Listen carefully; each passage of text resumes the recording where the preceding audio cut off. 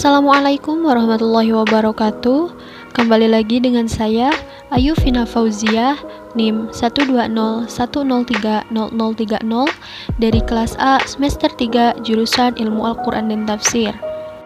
Pada kesempatan kali ini, saya akan mencoba untuk membedah beberapa struktur sebuah artikel yang berjudul Autentifikasi Al-Quran melalui Kritik Teks, Kajian atas Egles Quran, Timeless Text, a Visual Study of Surah 17 across 14 centuries and 19 manuscript.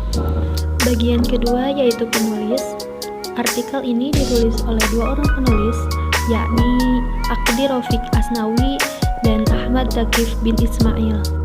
Bagian ketiga yaitu afiliasi atau nama lembaga. Di sini telah dituliskan bahwasannya Aqdi Rafiq Asnawi berasal dari Universitas Darussalam Unida Gontor, sedangkan Ahmad Zakif bin Ismail berasal dari Universiti Teknologi Maroc. Bagian keempat dalam sebuah artikel yaitu abstrak. Dalam abstrak terdapat beberapa bagian. Bagian pertama dalam sebuah abstrak yaitu latar belakang. Latar belakang tulisan ini yaitu sejak lama kajian teks terus dilakukan, seolah ia tidak pernah lekang oleh waktu, terutama terhadap validitas Al-Quran. Di era permulaan Islam, para sarjana sudah menggunakan metode kritik teks dalam mengkaji manuskrip Al-Quran, namun penerapannya seringkali menuai kritik karena berasal dari studi teks Bible. Padahal prinsip-prinsip kritik teks ini telah dipakai oleh para sahabat Nabi, meski istilah textual criticism belum muncul. Bagian kedua dalam sebuah abstrak yaitu tujuan penelitian. Dalam artikel ini, tujuan penelitiannya yaitu berusaha untuk melacak sejauh mana penerapan kritik teks Azami yang meneliti 18 manuskrip Al-Quran yang tertuang dalam karyanya, yaitu Egles Quran, Timeless Text, a Visual Study of Surah 17 across 14 centuries and 19 manuscript. Selanjutnya, bagian ketiga dalam sebuah abstrak yaitu metode penelitian. Metode penelitian yang digunakan dalam penulisan artikel ini yaitu metode deskriptif dengan cara menganalisis karya Azami tersebut. Selanjutnya, bagian keempat dalam sebuah abstrak yaitu hasil penelitian.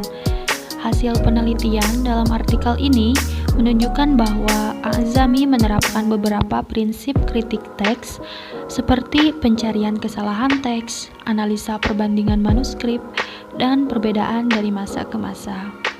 Selanjutnya, bagian terakhir dalam sebuah abstrak yaitu kesimpulan. Artikel ini menyimpulkan bahwa penelitian mengenai manuskrip-manuskrip Al-Quran menggunakan prinsip-prinsip kritik teks dapat membuktikan keaslian Al-Quran. Biasanya abstrak ini ditulis dalam beberapa bahasa. Nah, di sini ada dua bahasa. Yang pertama yaitu bahasa Inggris.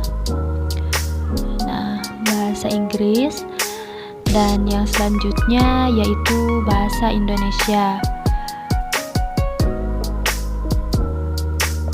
Oke. Selanjutnya bagian kelima dalam sebuah artikel yaitu kata kunci. Kata kunci dalam artikel ini yaitu kritik teks, manuskrip Al-Quran, Azami, dan validitas.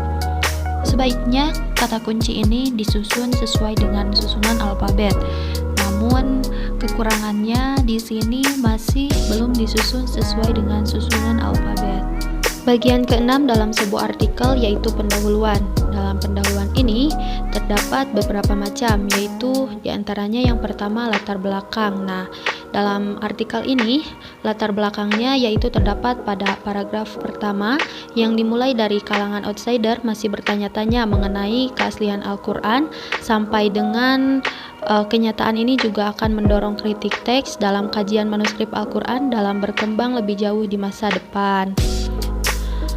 Bagian kedua dalam sebuah pendahuluan yaitu ada penelitian terdahulu. Nah, dalam artikel ini penelitian terdahulunya ada di paragraf kedua dan juga di paragraf terakhir. yaitu penelitian terdahulu mengenai kajian Azami terhadap manuskrip Al-Quran dilakukan oleh Asnawi 2019 yang hanya mendeskripsikan metodologi yang dipakai oleh Azami tanpa memaparkan penerapan kritik teks di dalamnya.